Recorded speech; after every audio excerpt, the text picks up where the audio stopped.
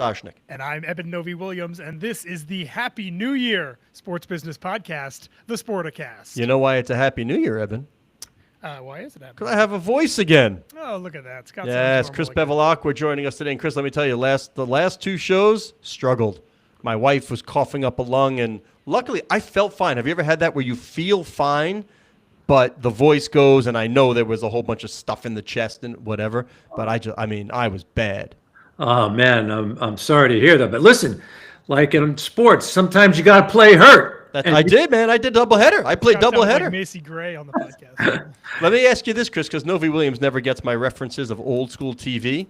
If I said to you, again, my voice sounded all terrible, Peter Brady, and it's time to change. Do you know what I'm talking about? Peter Brady is like the Brady Bunch. Yeah. Do you remember the episode where his voice was changing? Yes, yes. And I even sang, when it's time to change, you've got. That's right. And Evan's looking at me like I'm crazy. He's hitting puberty, exactly. Yeah. That's the one.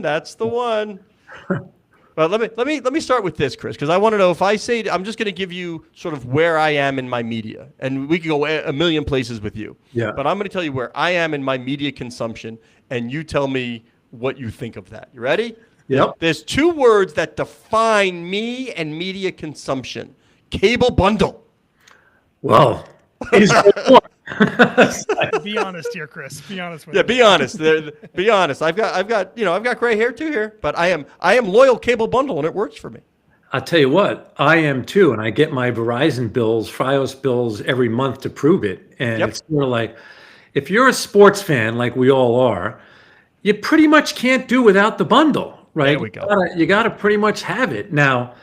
I think a lot of that's changing, right? The NBA is changing, the NFL is changing. They're going to start to move all this stuff out of the bundle over time. So guys like you and I are going to have to add on with other stuff like Netflix and Amazon and so forth. So I do think, though, that all is coming to an end over the next number of years.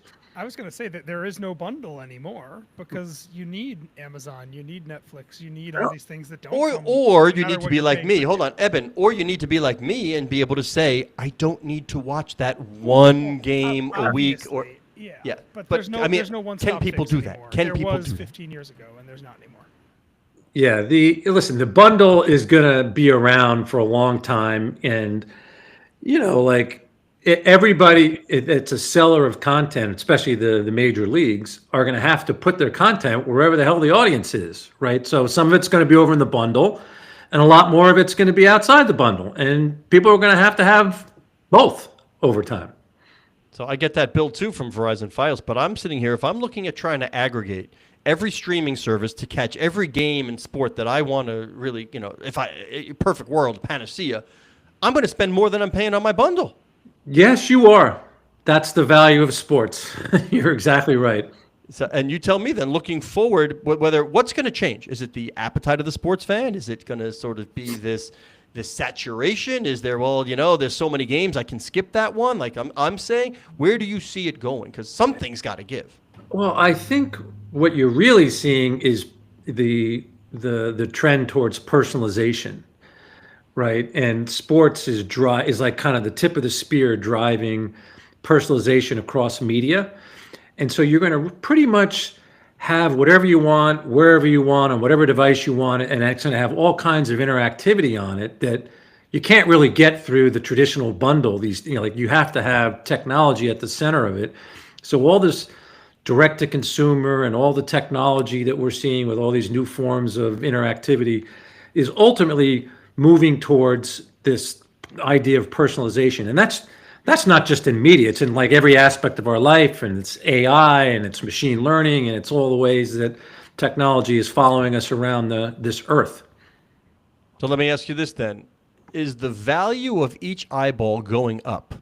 Because you know who that customer is, you know more about them. So it is. If there's a diminution in audience, that's okay because each eyeball is more valuable and sports delivers those eyeballs. Yes, I think that's directionally correct. And like the media companies that may eventually follow me know I'm a Yankees fan, right? They know I love watching Aaron Judge, and they know where to find me at 7:00 at night because I'm likely somewhere around the device that's going to be, and they'll serve me hey, do you want to place a bet on Aaron Judge to hit a home run in the third inning? Like, so all that type of personalization, right, is in sports is right at the center of it because of the liveness of sports. Chris, Oh, I think he was. I think he was the lead. That was the leading answer, wasn't it, Evan? Well, I was before we move on to the betting stuff. I have a personal vendetta against TV ratings as a story and as a theme. I think they get overcovered and miscovered in our industry all the time. If we're talking about a world where individual viewers are more important, how do you evaluate? How do you think we look towards the future and say this is working or this isn't? If just aggregate number of viewers isn't actually the most important thing anymore. Well, I think it'll always be like the size of the audience, right? It'll always be something that's important and that's measured, right? Where you're talking about more like on the advertising side of the world, right? Where a specific eyeball is, and that set of eyeballs may be looking to buy a new car, or I have to, and by virtue of following me around on the internet, right, where all of our information is available, all of our habits are available, I become a more valuable target for an advertiser in that example, who will pay more to reach me when I'm looking for that car, right? So I think it's going to always matter. The size of the audience will always matter, but the targetability of the audience becomes more valuable over time. Let me ask you this. Do you need the buy-in to the credit card companies? And it's my understanding that they have not been willing to play ball right now because obviously people are skittish of credit card companies sharing any sort of data. But I, too, like you, I mean, this is a while ago, and I've told this story to Eben. Like, I was looking for sandals for my son, like water shoes. I was hit up. I mean, I bought them like 2 days later, and I was hit up for sandals and water shoe ads for the next 6 months. I'm like, this purchase, I should be able to opt out. I did it already. Stop coming at me. But because they didn't know the credit card purchase history, they did not know that. Do you want better ads, Scott? I do. I don't mind. I would love. I love You're predictive willing to provide analytics. information about yourself to get better I don't ads? care. I had a great conversation years ago with Vivek Ranadive about predictive analytics in the arena, and they know I want a hot dog before I know I want a hot dog, and it's delivered, at 4:52 of the second quarter. Because of the last 7 times I went to a game, between the 4:52 and 5:52 mark, I bought a hot dog, and they knew about that. I hate that. See, you hate it, I love it. Chris, where are you? I think over time, right, that's just, mass amounts of data getting collated in real time. So I think over time, those experiences will get better because it's a bad consumer experience if you've bought the product and you keep getting bombarded with ads for it. Like, that, how's that good for anybody, right? So I think over time, that stuff will get sorted out, and that's what AI and machine learning and all this type of technology will figure out. Let me answer your question. Aaron Judge will hit a home run in the third. Take it. I mean, What are your odds, if Scott? Soto's on base, oops, Yeah, oops. rough day for a Yankee. Although I think that's a good miss for the Yanks to not have Soto at $760 million. Right? There we go. Take it away, Evan. Give me some betting direction. Yeah, I was going to transition to the last couple of years. One of the many hats you've been wearing is at Simple Bet, and congratulations! In December, DraftKings acquisition of Simple Bet closed, $195 million deal.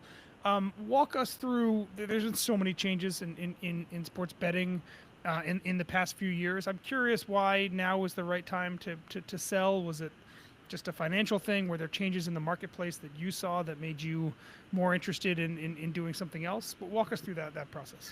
Yeah, I mean, I think there was, I was at this almost 7 years, right? So we started the company a month before PASPA got repealed in May of 2018. So What timing? Wow. yeah, so always better to be lucky than smart. So we had good timing in that respect. And, you go into these things with, you know what you don't know, but then you don't know what you don't know. And I have to say that I did not have a full appreciation. We were building a data and technology company in this rapidly expanding and changing environment, not only in media, but in technology, and then sports betting sort of right at the crossroads. And we were investing into this technology, and we had this thesis about how in-game and in-play betting was going to be the future of the way the American consumer interacted and bet on sports. So I think we were right about that. It took almost $100 million of investment to build this over that period of time, and we were way out in front. And what I didn't appreciate were two things that came to the fore and led to why we actually had to do our strategic transaction. The first of which was the data companies, where we needed to get the necessary live incident data, the official data feeds for NBA and NFL and MLB, NHL, and so forth. Those are cheap, right? Those are easy to get. Yeah, right. Well, they should be very easy to get, right? Because we're at the heart of innovation, right? Like, so, I look back and I say, well, geez, I just spent 7 years trying to be, an entrepreneur and a tech guy. And I realized, like, 5.5 years into it, I was a plumber. That's what we were. We were in the plumbing of the internet, and getting access to the necessary data and the data rights proved to be very difficult, because it was controlled essentially by two companies who were, in effect, acting like monopolists, right? I'm not going to sell you the data because you compete with me. That was really hard to overcome. And that wasn't going to change. As I looked out for the next several years, it just was not going to change because of the exclusivity that they were given by the leagues in order to go out and resell that data.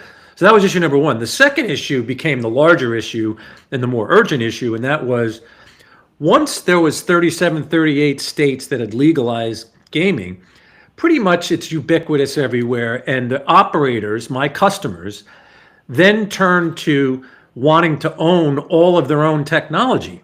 Yeah. So I got trouble getting access to the data, and then I got my customers that are now my competitors. So guess what? We got to do something. And the best place to go is to go to a place where, somebody has the scale and the brand and the size and the user base, in this case, DraftKings, to unlock the value of our technology. And, they were our customer, they were our partner for 3.5 years, and they were the ones we were doing most of the innovation with. And so it made a lot of sense for both sides. You and I have spoken before about how, when you were partnered with multiple operators, how you ensured that you were giving them different things, or how you differentiated your product with a DraftKings versus a company like a FanDuel or a company like a Caesars. And it does feel like, to me, that in the early stages of sports betting, everybody was just rushing for market share and getting product out. There wasn't that much product innovation or differentiation happening. And now, correct me if I'm wrong, I feel like we're kind of hitting that stage where companies like DraftKings and FanDuel are saying, okay, how do we make our product different than what our competitor is offering? And that, I think, leads to proprietary technology, correct? Yeah, that's you're dead on about that. And that really is, a lot of the industrial logic behind the tie-up between us and DraftKings, right? Is we had technology and that was focused on in-play and our, micro betting and in-play and parlays and that type of technology, and all the market making and the market mechanics around our technology, which was patented technology, by the way, and really is complicated and very difficult to build. And that is something, and it's probably a couple of years ahead of anybody else's technology in that realm. So if you look at the market, that's now 35 to 40% of online sports betting is in-play betting, all the betting that occurs while a game is going on. And that is looking to move closer to 70%.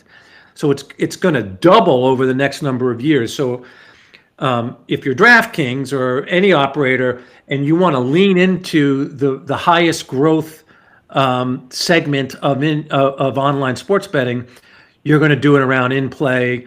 And our micro betting technology was, like I said, years ahead of anyone. So this gives them a real advantage over the next few years. So to merge real quick the conversation we were having earlier and this conversation, one of the things I am always curious about with live betting is the latency issues that a lot of people have. And latency issues are, depending on what your setup is, can be significantly worse if you're watching a game via the internet on a company like Amazon or a company like Netflix.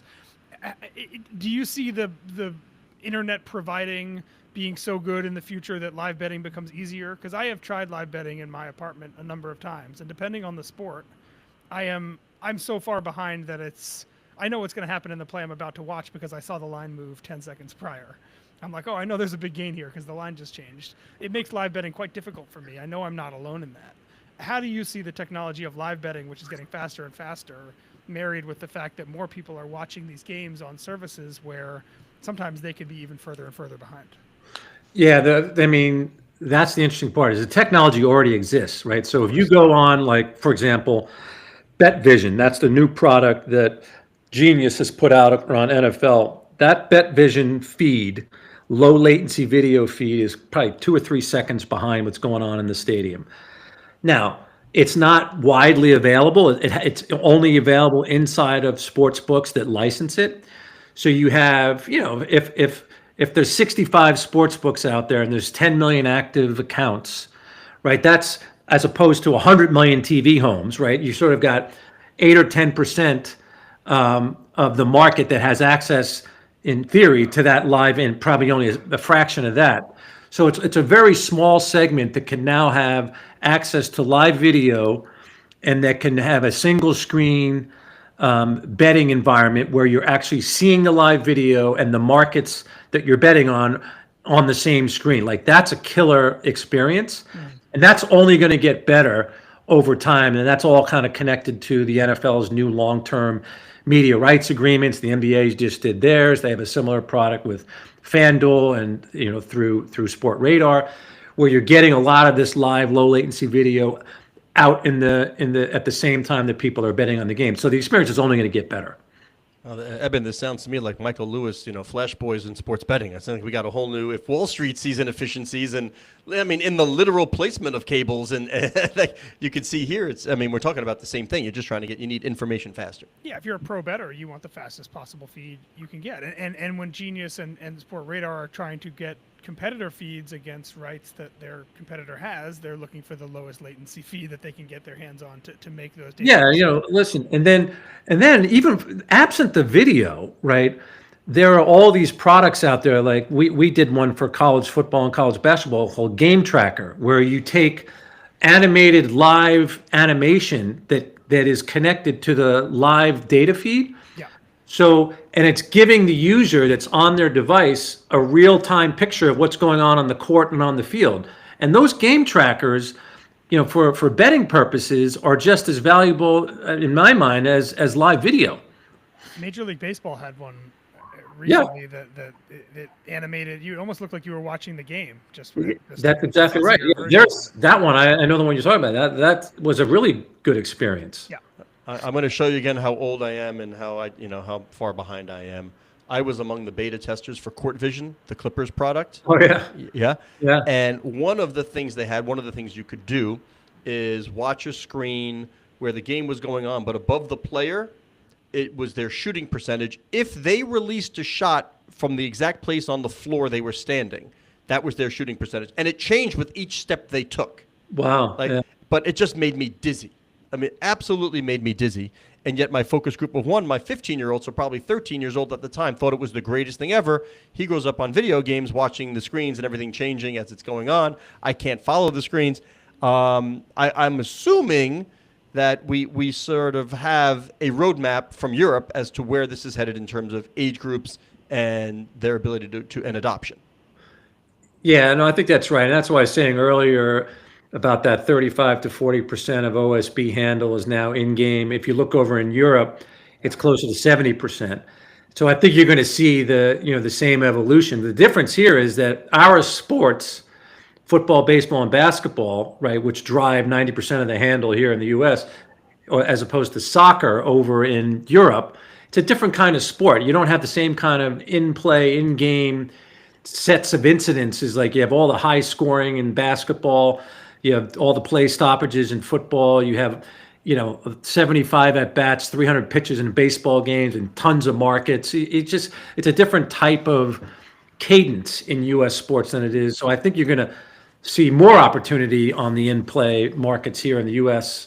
than you were even over in Europe. Is there anything specific from your time, the going deep, obviously, with SimpleBet that you learned about the American sports betting market that surprised you, or anything about, I didn't expect this to be the thing, or that sport to be that popular, or this type of bet to be so attractive to U.S. bettors? Yeah, that's a good question. There was lots of things that surprised me, but I don't think out of like the behavior of the users, there was nothing that was surprising. Like we always thought that in play and micro betting in particular, we coined the term whenever that was 6 or 7 years ago, was going to be a thing, and it was. I will say that, as I mentioned earlier, what did surprise me is just how the whole ecosystem worked, between how leagues sold rights and how data companies took those rights, and like how all the plumbing worked. Like that was way more complicated than I expected it And to that be. is also different than the UK, right? It's a very Yes, they're yes. very different structure around live data. Yeah, Chris, Eben and I may have had some chats with people in the industry, and they may have said, "Boy, these leagues, they're a bit piggish here. You know, they don't understand the margins aren't, great on this business, and they want a lot of cut. They want their share, and not leaving a lot for everybody. They should think about, how do we grow this for the future?" How do you look, or how do you think of it from the league perspective? Is this a gold rush? We want it all. We want it now. Or are they looking at this as sort of a long-term play and saying, let's make sure we have a healthy ecosystem? I think it's probably somewhere in between that. I think they're when in the grand scheme of things, right? The real money in all of this, the real value in all this is media consumption, right? There's a reason why, the NBA just got $77 billion worth of media rights agreements, right? Is people watch their games. There's more people watching, and they're watching longer, and they're watching in more places, right? And that and interactivity and technology is at the center of that, right? So, they're going to get a few bucks from FanDuel and DraftKings as sponsors, and they're going to take some piece of the handle, and they'll get Genius and Radar to pay them some money. But it's like, in the grand scheme of things, and I think it's been widely reported, whether it's the NFL's $120 million a year with Genius, the NBA's $100 million a year, like that's like rounding errors compared to $77 billion and $110 billion. It's like, so, but the leagues are smart enough to know, right, that type of user behavior and online interactivity, direct to consumer world, going from mass media to personalized media, like betting is at the center of all that because it drives engagement. And that's really ultimately why franchise values are going up. That's ultimately why media rights are going up. And so they want to have their set of control over the data, because the data is the fuel that drives all this interactivity. And that's really where they're making their long-term value. Let me be the one downer here. How concerned should I be as a parent with the ubiquity of this, with a 15-year-old with the pocket computer, and they're all together, and his friends have accounts, and they don't need me, and somehow, some way, my credit card's attached because they needed it for the Xbox, and I thought he was just buying skins, but here he is betting on. So I'll use something on your sweatshirt there. He's betting on Penn State hockey, playing Ohio State one night. I don't want that. Listen, I'm 2 years behind you. I got my 13-year-old son who loves this stuff, and I think it is a very, very important point, and that's why you see a lot of heat around the political environment, the regulatory environment, about how much advertising there could be, and and all these protocols around responsible gaming. I think it is definitely something that needs attention, and I don't have the answer. I do know, though, through technology, especially through machine learning and AI, that problem gambling is very detectable very quickly. So there are things that you can do, and using technology the right way to make it safer and more responsible, for sure. But I think the whole industry needs to be very mindful of that going forward. There's an old Law and Order episode, and I watch them all over and over again. Eben knows this, where somebody says, "Well, should the tobacco companies be responsible for somebody's, kids using or whatever?" And they say, if they make bubblegum flavored tobacco, then yes, they should. Right. What about a Simpsons cartoon of a game? That to me can be construed as the bubblegum flavored tobacco. Yeah, I think you're not wrong about that. It's a good analogy. I mean, and in these, it's essentially an entertainment product, right? Yeah. So kids love to be entertained, right? And there's a competitive aspect to it too, right? Whether it's daily fantasy and you're playing against your friends in leagues, and so there's a certain innocence to it on the one hand, but on the other hand, that type of behavior can get out of control. So I do think that there needs to be a lot of responsibility placed on the entities that are marketing this stuff. So, but I think that's something that we've got to pay attention to. Before we let you go, Chris, I want to change gears one more time and talk. You're part of a group called College Sports Tomorrow, Yep. a group of very influential people from across the sports business world who have spent more than a year, I believe, talking about and thinking about how the future of college sports might be structured from a business standpoint. Would love to get to start with your 30,000-foot view. It is so messy right now. There is constant lawsuits, there is confusion, people are leaving the industry in droves, colleges are rushing for money, donors don't know what they're doing. How do you see, and I know this isn't maybe an impossible question, but how do you see college sports finally settling down into a business that is not as hectic as it is right now? Yeah, I mean, we should do a whole podcast on this. That's fascinating. I mean, definitely change is coming.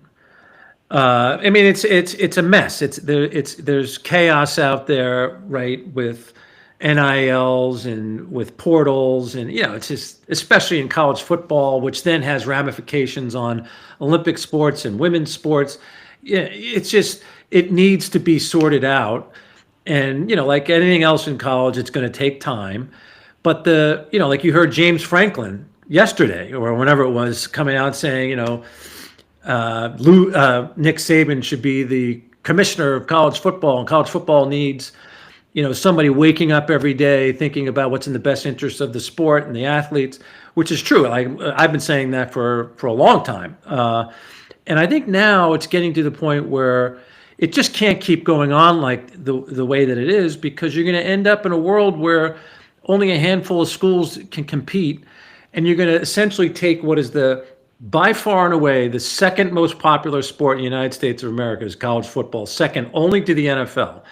And what people don't know, college football outrates the NBA on national television by 2x, and yet they get compensated about an eighth of what the NBA just got, right? So the commercial model's messed up. You now have an expense problem because, NIL is run amok. You have a governance problem because, you have free agency every year. The whole thing needs to be rethought and reimagined so that it stays the most, second most valuable sport in the country. And in order to do that, some fundamental things have to change over the next 5 or 10 years. I think the human condition has to change, and one of them being greed. Good luck.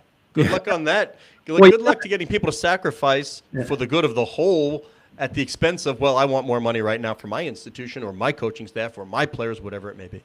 Yeah, I mean, listen, that's certainly there's a lot of self-interest in the system, right? And that's the problem. It's a structure problem, right? You have one conference that has 18 members that says, I only got to worry about these 18. Another one has 16. And you have all these competing interests and no one looking out for the whole. That's what has to be restructured. And Chris, your group includes Mark Lasry, David Blitzer, Jimmy D. Haslam, Mark Abbott, Len Perna. There's a number of others, Bubba Cunningham. What are you guys doing, right? Is it just conversations? In as much detail as you can, what is College Sports Tomorrow attempting to do today in this space right now? Yeah, we are right now, we're like an advocacy group that is independent and untethered and unbiased, right? I'm a Penn State guy, and I could look the Penn State president in the eye and the Penn State Board of Trustees and say, what you're doing now, even though Penn State, right, may benefit long-term in the current construct, it's not good for Penn State long-term if everybody else goes out of business. So I do think that, what we're trying to do is start a conversation, which we've done, and you mentioned, Evan, that these guys have been at it for about a year and a half. I'm the newest kind of guy on the block. I've only been involved for maybe 3 or 4 months. And these are lots of conversations with presidents and board of trustees over time, advocating what needs to change, right? And there's sort of three or four things that have to happen, right? You have number one, what we're suggesting is let's take football out of the current conference structure and out of the NCAA and give it its own home, right? And let's make a series of changes, which are going to require regulatory framework changes. So things like employee status or non-employee status, collective bargaining, salary caps, governance rules, Sports Broadcasting Act, including college, which it includes the pro sports, but it doesn't include college, and yet college is a $7 or $8 billion multi-billion-dollar industry. Like, why isn't it? So there needs to be a bunch of stuff that has to happen in Congress, the Senate Commerce Committee, which is now changing because of the new election. So you have Trump and the Republicans now controlling all three branches of Congress. You have Senator Cruz that's going to come in now as the chairman of the Commerce Committee. He's already been out on record as wanting to put sensible federal framework on NIL. That's all part of the equation on the cost side. And so essentially make it, competitive balance, which is really why leagues exist, right? The NFL, the NBA, ML, like the whole thing is how do we make everybody competitive with each other, not parity, but competitive balance such that in this case, 136 FBS football programs all have a shot to compete and play at a certain level, right? And you've seen some of our structure where we have the Power 12 and we have the other 64, sort of the group of fives, but it's all done in a sensible way, and it creates system stability across the labor markets and the revenue markets, and those are all things that are going to take time, and it needs somebody in the center that's a trusted voice, not a commissioner from an existing conference who has bias. Like, that's just not going to work. So that's really what we're trying to do. Oh, good luck, my friend. Yeah, with sports being such a great front porch, we all know that. The thought of the politicians now coming in, knowing how much airtime it will get, give me some more hearings, just like Ivy League University presidents sitting there. That's what happens when the football coaches start sitting there. This scares the bejesus out of me. What could go wrong? No, listen, this is not an overnight thing. This is going to take multiple years, but I think you have to start it somewhere, and that's really sort of what our group has tried to do over the last year or so. Yeah, and you need the right people. Edmund, Yeah. we've talked about this too. Remember, I hearken back to the NFL early days where I think it was Rozelle had to go to Wellington Mara and say, I understand you're the New York Giants and you're doing very well and you're making all this money. However, you need somebody to play. For your benefit long term, how about sharing some of that money with the other clubs so that the NFL as a whole can grow and you can prosper? We see where the NFL is now. Are there enough Wellington Maras out there right now in the college world that can make I mean, that's sort of the pitch, right? Is that if you can do that, all the big brands, look at it today, like the Dallas Cowboys are the most valuable franchise in the world, right? $10 billion valuation. Where'd you learn that stat? That was you guys, man. Oh, okay. I just want to make sure. Okay, that's where it was. The point is that even in a world that has competitive balance like the NFL and salary caps, in which the big brands benefit the most. The Yankees in baseball, the Dodgers in baseball, the Knicks and the Lakers. I mean, you have to make everybody able to compete so that everyone's healthy, and therefore the big brands are the ones that benefit the most. So that's how I would sell it to, like how Pete Rozelle sold it to Wellington Mara. That's how you would sell it to Alabama and Ohio State. In honor of this podcast, Eben, I will place a bet that Aaron Judge hits a home run in his first at-bat of the next First at-bat. First at-bat. What do you think the odds of Aaron Judge hitting a home run in his first at-bat of the new season will be? I'll give you 11-1. 11-1. Just 11? What? Well, he hits a home run every about 11 at-bats? Is that what do you think? But you got to figure the odds they'll put in their favor a little bit. Yeah, they'll give All you right. 11-1. That's my guess. All right. I'll take you up on that. I will say yes, that will happen. Aaron Judge hits a home run. And Chris, at some point we will have you back on to talk about all of these things in more detail. Thank you very much to Chris Bevilacqua. He is the co-founder of Simple Bet. He is a media consultant. He is a tech entrepreneur. He does a bunch of Happy stuff. New Year to you, Chris, and everyone else out there listening. Scott Soshnick, you can find him on Twitter. With a Soshnick. voice. You can find me on Twitter at Novi_. This is where I generally The show talk is over him, produced Chris, by and see if he Aaron can make it through the Greenewald. close. Thank you very much, Aaron. We haven't And done Matt lunch in a Foss while, here but we from have to get Sportico together for Social lunch. and Digital media. Would like I'd to love know to. that Let's you do follow it. the show I'll give you at a ring. We'll Sporticast, make that happen. which is So, the see, look at him. He hub just of the talks, and we just let him Sportico go. He's having a nice Media time over there. Network. All right, fellas. Nailed it. All right, that was great. I appreciate it. All Enjoy the right, time in thanks, my Florida. man. That was fun. Yeah, we'll do a lunch or something.